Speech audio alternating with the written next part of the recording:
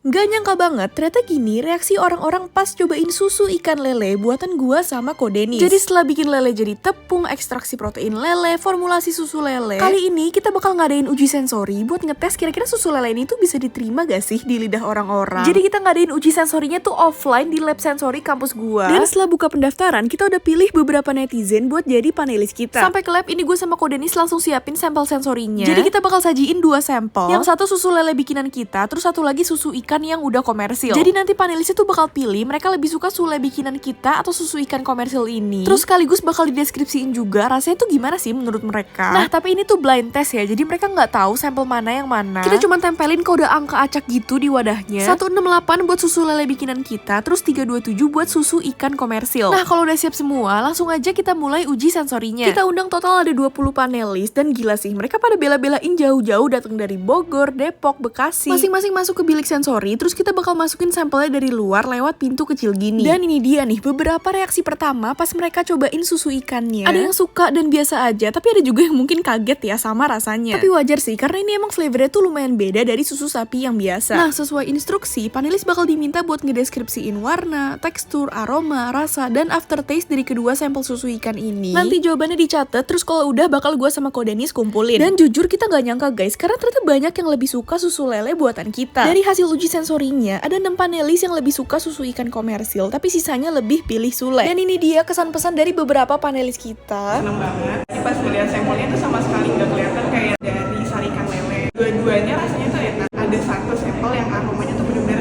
kuat banget, jadi itu kayak pas ditelan tuh agak sulit, cuman masih oke lah. Nyata sih nggak seamis itu. Pas coba di sampel yang pertama itu rasa wangunya, nggak tahu rasa wangu apa. Tapi yang kedua itu lebih ada rasa kacangnya, kayak nanti gitu. Lebih suka yang kedua sih. Bisa yang kedua, oke. Untuk sampel pertama itu kayak susu biasa, suka banget sih. Cuman kalau yang sampel kedua ini, pas dibukanya aja baunya udah kuat banget.